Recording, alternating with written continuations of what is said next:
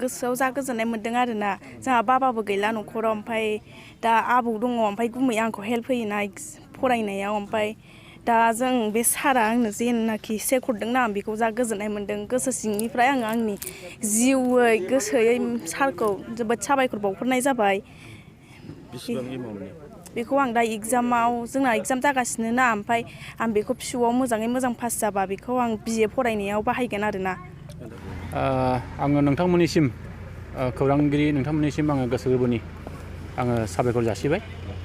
दिनैहाय जोंनि 31 नं सिलु समाजनि बिजाथि थामहिनबा सोद्रोमा जयन्त बसुमतारी बिथांनि अननायाव दिनैहाय जोङो चिफ मिनिस्टार रिलिफ फान्ड बे फान्डनि गेजेरजों जोङो जोंनि नैबे 14 नं चिरांदुवार ब्लक कमिटिनि सिङाव थानाय 10टा प्राइमारि कमिटिनि सिङाव गासै जोङो 12टा चेक जों राननाय जादों। सासेयाव जोङो 5,000 करि जोङो मोननै बाहागोआव जों होनाय जादों।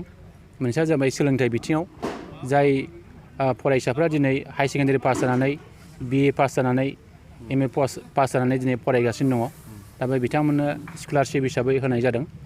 आरो मोनसेया जाबाय सावस्रि बिफानाव दिनै जायफ्रा लोमजानानै दङ बेमार आजाराव गोग्लैनानै दङ दा बिथांमोनखौ एसे मदद होनो थाखाय नैबे दिनैनि चेकनि गेजेरजों जों बिथांमोननो मदद होनाय जादों।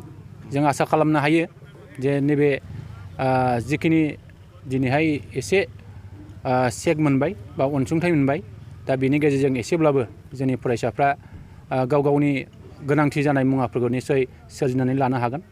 आरो जायफ्रा बेमार आजाराव गोग्लैनानै दङ दा बिथांमोनहाबो निस्सय एसेब्लाबो नैबे अनसुंथाइनि गेजेरजों देहा फाहामथाय लानायाव मदद मोनगोन बेखौ जों आसा खालामनो हायो। जायखिया नैबे जिखिनि फरायसाफोरखौ सायख'नायाव जोङो मोनसे बिथोन हरनाय जादों जाय फरायसाफ्रा दिनैहाय न'खराव गोरिब रांखान्थिनि आंखालाव गोग्लैनानै दङ जायफ्रा बिमा बिफा गैजाया बैसोरबादि फरायसाफोरखौ बांसिन नोजोर लाखिनानै नैबे सायख'नायनि जिखिनि हाबाफारि बेखौ खालामनाय जादों।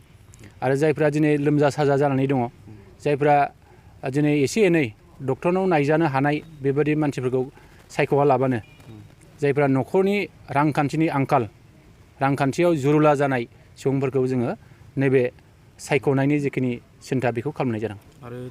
जोङो जोंनि नैबे 14 नं चिरांदुवार समस्तिनि सिङाव जोङो गासै दिनैहाय 12टाल' जों मोननो हादों। जोङो आसा खालामनो हायो नैबे जानुवारिनि फार्स्ट उइकआव जोङो 200थासो चेक जों निस्सय रानबावनायनि थांखि लादों। आरो बेल' नङा जोंहा सुरित फान्ड हिसाबै जोंहा दङ बे सुरित फान्डखौबो जोङो नैबे जानुवारि दाननि गिबि सप्तायावनो जायफ्रा दिनै जोंजों सायख'जाबाय बे सायख'जानाय सुबुंफ्रा डाइरेक्ट गावसोरनि एकाउन्टआवनो सोनानै हरनायनि थांखि लानाय जादों। आरो जोङो मिथिगौ सुरित फान्डनि जिखिनि फैसा बे फैसाया डिसिनि एकाउन्टआव अलरेडि दंफैखासै।